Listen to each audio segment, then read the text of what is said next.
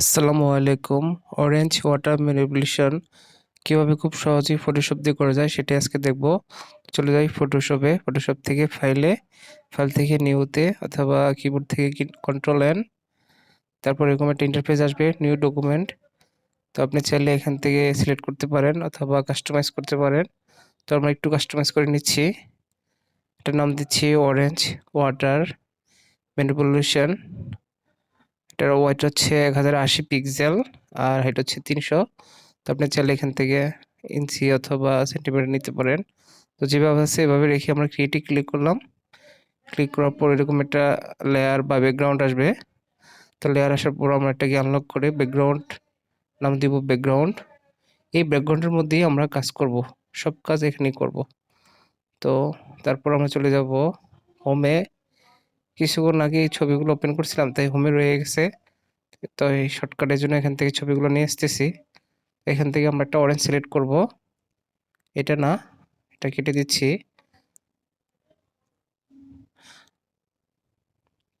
আবার চলে যাব হোমে। হোম থেকে এখানে অরেঞ্জ এটা সিলেক্ট করার পর এডিট থেকে কপি, তারপরে ব্যাকগ্রাউন্ডে কন্ট্রোল বি পেস্ট। এখানে ডান পাশে আমাদের লেয়ারটা দেখা যাচ্ছে না, তাই লেয়ারটা আনার জন্য আবার চলে যেতে হবে উইন্ডোতে। উইন্ডো থেকে লেয়ার, এই যে লেয়ার। তারপর আমরা এই লেয়ারটার নাম দিব অরেঞ্জ। অরেঞ্জ এটাকে টেনে মুভ করে যায়, বড় ছোট করে যায়। তো আমি মুভ করে ডান পাশে নিয়ে আসতেছি।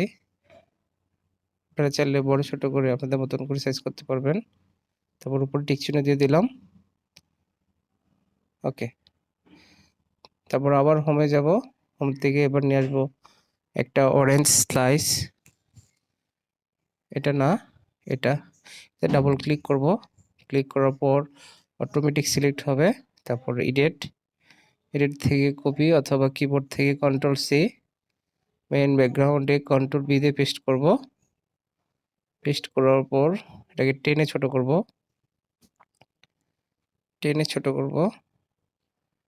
তো এটাকে টেনে ড্রাগ করে ছোট বড় করা যায়। এটা অরেঞ্জের সাইজের সাথে অ্যাডজাস্ট করে নিতে পারেন, তো আমি অ্যাডজাস্ট করে নিচ্ছি। এভাবে মাউসকে হোল্ড করে ধরে রাখতে হবে।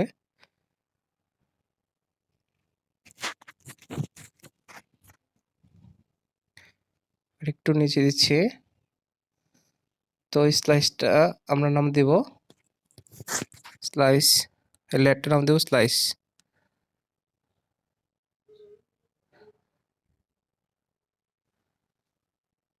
এখন এই স্লাইসটা আমরা নাম দিয়েছি স্লাইস, SLIC স্লাইস। এই স্লাইসটার মাঝখান দিয়ে রাউন্ড করে সুন্দর কাটতে হবে। এটা কাটার জন্য আমাদের চলে যেতে হবে কুইক সলিউশন টুলে। তো আমরা চলে যাচ্ছি, এটা move tool, marquee tool, polygonal tool, আর এটা হচ্ছে কুইক সলিউশন টুল। এটা রাইট বাটন ক্লিক করলে এই যে কুইক সলিউশন টুল, এখানে ক্লিক করার পর এখানে টেনে এভাবে ছেড়ে দেব। তারপর কিবোর্ড থেকে জাস্ট ডিলিট দিলাম, কেটে গেল। তারপর রাইট বাটন ডিসিলেক্ট। এখন এইটা স্লাইসটা কাটার পর কিছু বাড়তি অংশ আছে, এটা মোছার জন্য আমাদের লাগবে ব্রাশ টুল, সরি ইরেজার টুল। তো ইরেজার টুলে চলে যাচ্ছি, রাইট বাটন ক্লিক করলাম, ইরেজার টুল। আবার রাইট বাটন ক্লিক করলাম, ক্লিক করে এটার সার্কেল অনুযায়ী ছোট বড় করে, সাইজ অনুযায়ী ছোট বড় করে এটা কাটা যাবে। তো আমরা একটু কেটে নিচ্ছি, এইভাবে কেটে অ্যাডজাস্ট করে নিচ্ছি। ইরেজার টুল রাইট বাটন সিলেক্ট করার পর এখানে আরও সাব টুল আসবে, তো এখান থেকে আপনি ইরেজার টুলটা সিলেক্ট করবেন। তারপর ব্যাকগ্রাউন্ডের উপর আবার রাইট বাটনে ক্লিক করবেন। তো এখান থেকে সাইজ অনুযায়ী হার্ডনেস কম বেশি করে আপনি এবার সুন্দর করে এটাকে ফিনিশিং করতে পারবেন। তো আমাদের মোটামুটি ফিনিশিং হয়ে গেছে স্লাইসটা। তারপর আমরা চলে যাবো আবার হোম থেকে নিয়ে আসবো এবার ওয়াটার, এটাকে আনলক করে দিব, লক আছে। আনলক করে দিলাম। তারপর এডিটে যাব, এডিট থেকে কপি বা control C, main background control B, এটাকে টেনে মুভ করে উপরে নিয়ে আসবো। তারপর আমরা কুইক সিলেকশন টুলের মাধ্যমে এটা সিলেক্ট করব।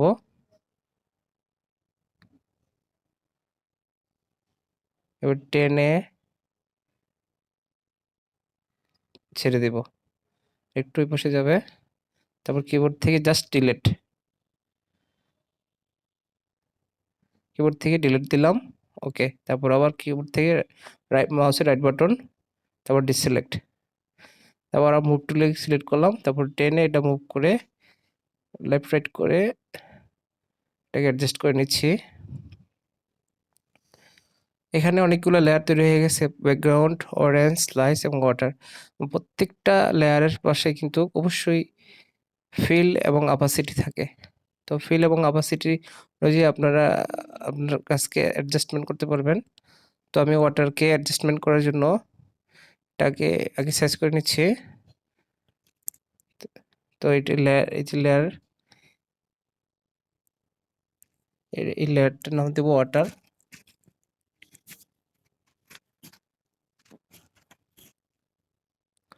এটা অপাসিটি 30 রাখলাম যাতে আমাদের বাড়তি অংশটা কাটতে সুবিধা হয়। ওকে, এটা কাটার জন্য আমরা পলিগোনাল টুলটা ইউজ করব। এখানে ক্লিক করলাম, রাইট বাটন, তারপরে মাঝখানে একটা পলিগোনাল টুলস, এখান থেকে সিলেক্ট,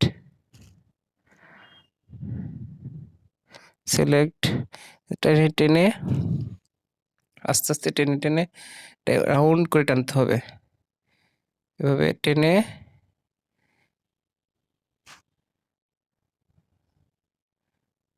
রাউন্ড করে স্লাইস অনুযায়ী যাতে পানিটা সুন্দর করে দেখা যায়, এটা এভাবে রাউন্ড করে টেনে উপরে নিয়ে যেতে হবে।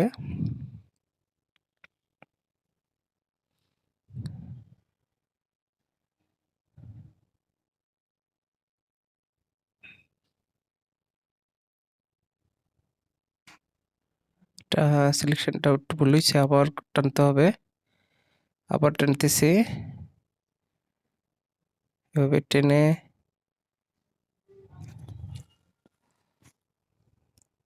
রাউন্ড করে সুন্দর করে টেনে, যেহেতু ওয়াটারটা সিলেক্ট করা আছে, তো আমরা এটাকে যখন সিলেকশন হয়ে যাবে শুধু ওয়াটারটাই কাটবে, অন্য কিছু কাটবে না। তো এটাকে টেনে উপরে ডান পাশে নিয়ে যাচ্ছি, এই ডান দিকে এভাবে সোজা টেনে এভাবে, আবার বামে, আবার সোজা উপরের দিকে, আবার এটার সাথে এটাকে অ্যাডজাস্ট করে দিলাম। সিলেকশন হয়ে গেছে। এবার কিবোর্ড জাস্ট ডিলিট কিবোর্ড থেকে, তারপর রাইট বাটনগুলো ডিসিলেক্ট। তো আমাদের এটা কাটার ফিনিশিংটা সুন্দর হয়ে গেছে। তারপর আমরা এখানে এটা ওই যে উপরে টিক চিহ্নের পাশে ট্রান্সফর্ম অ্যান্ড ওয়ার্প টুলটা সিলেক্ট করার পর এটাকে চিকন মোটা বড় করা যাবে, তো অনুযায়ী করতেছি।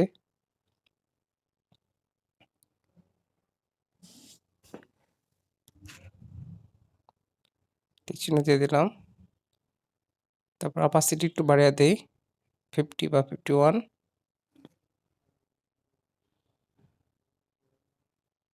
যাতে পানি কালারটা নীল দেখা যায়। ওকে,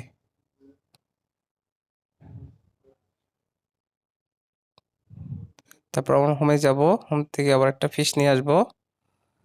এখন এটা ট্রান্সপারেন্ট ফিশ না, এটা আনলক করে দিলাম। তারপরে সিলেক্ট থেকে সাবজেক্টে সিলেক্ট করবো, এই কারণে এটাকে ট্রান্সপারেন্ট করতে হবে, ব্যাকগ্রাউন্ড রিমুভ করতে হবে আর কি। তো এটাকে সাবজেক্ট সিলেক্ট করার পর আমরা জাস্ট এডিটে যে কপি অথবা কিবোর্ড থেকে কন্ট্রোল সি দিয়ে কপি করব, কপি করে মেইন ব্যাকগ্রাউন্ডে কন্ট্রোল বিতে পেস্ট করে দিব। তো এটা সাবজেক্ট সিলেক্ট হওয়ার জন্য একটু সময় নিচ্ছে।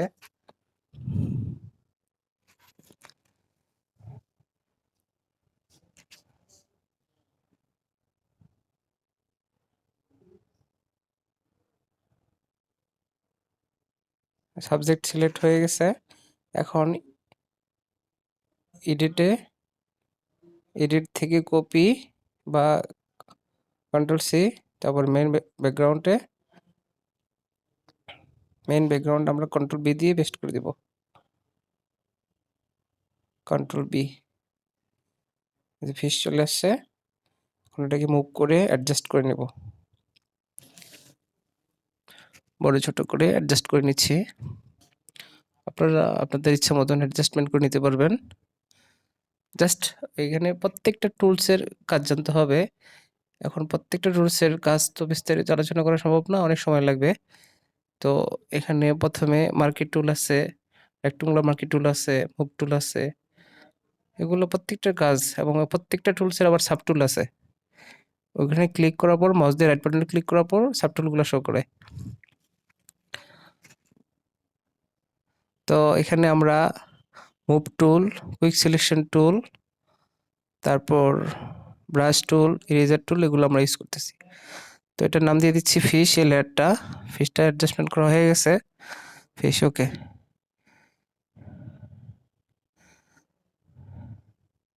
ডিকশনে দিয়ে দিলাম ওকে।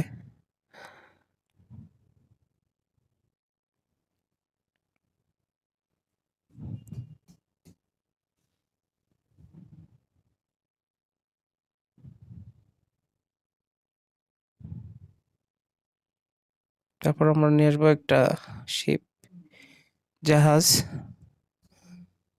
এটাকে সিলেক্ট করলাম,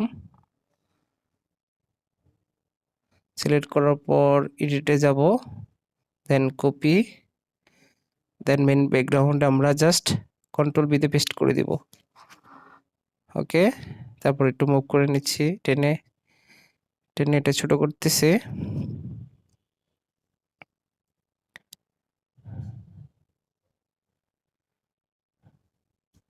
এটা আপনি আপনার অরেঞ্জের সাথে আপনি কাজ করার সময় ইচ্ছা মতন অ্যাডজাস্টমেন্ট করে নিতে পারবেন। তো আমি একটু অ্যাডজাস্টমেন্ট করে নিচ্ছি যাতে দেখতে সুন্দর লাগে।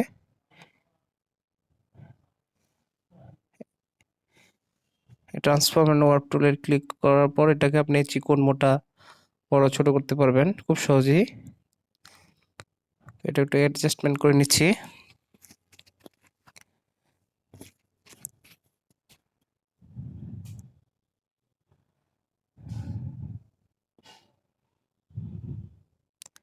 এটার নাম দিব শিপ, জাহাজ এস। তো একটা লেয়ারটার নাম দিয়ে দিলাম শিপ। বাস। তো আমাদের এখানে অনেকগুলো লেয়ার তৈরি হয়ে গেছে। আপনি চাইলে লেয়ারগুলোকে লক্ষ্য রাখতে পারেন যাতে একটা কাজের সাথে আরেকটা কাজ অ্যাডজাস্ট মানে মুভ না হয় সহজে। লেয়ারগুলোকে লক করা যায়, তো আমি লক না করেই কাজ করতেছি, সমস্যা নেই।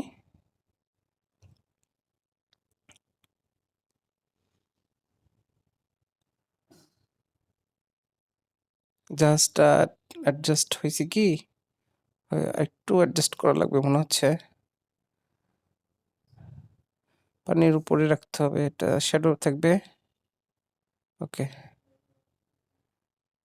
আমার তারপর আমরা একটা লেয়ার তৈরি করে নিলাম শ্যাডোর জন্য। স্লাইসের নিচে একটা শ্যাডো দিব,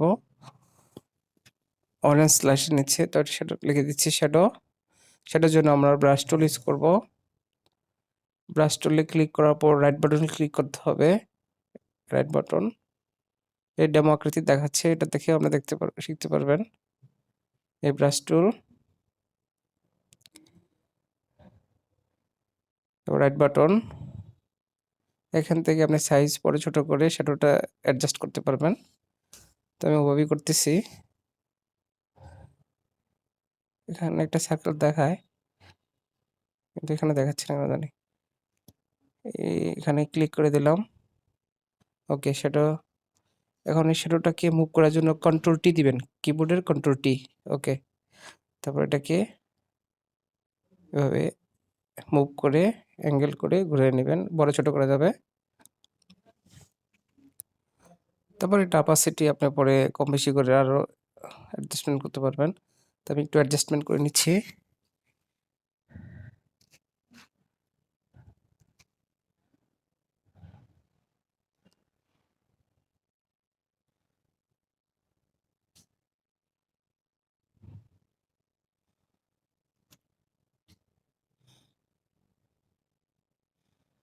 এখানে আমরা মুভ টুল, তারপর হচ্ছে quick selection tool, polygonal tools, eraser tools, brush tools, এগুলো আমরা ইউজ করে শিখলাম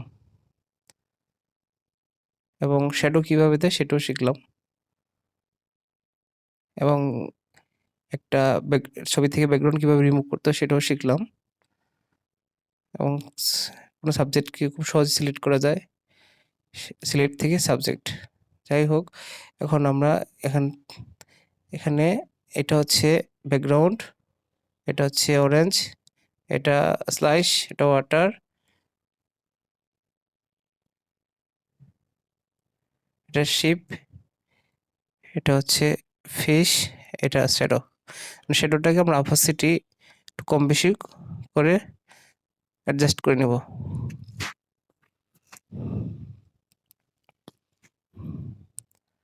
এখন ঠিক আছে, এখন শ্যাডোটা পারফেক্ট লাগতেছে মনে হচ্ছে।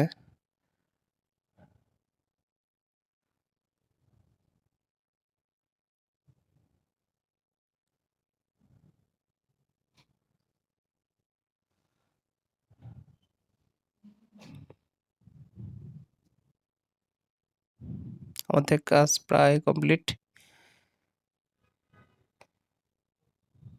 তারপর আপনার এই ফাইলটাকে সেভ করতে চাইলে ফাইলে গিয়ে সেভ এস পিএনজি অথবা সেভ এস জেপিজি দিয়ে সেভ করতে পারেন। ফটোশপের কাজ কয়েকবার প্র্যাকটিস করলে খুব সহজ মনে হবে, প্রথম প্রথম একটু হার্ড লাগতে পারে।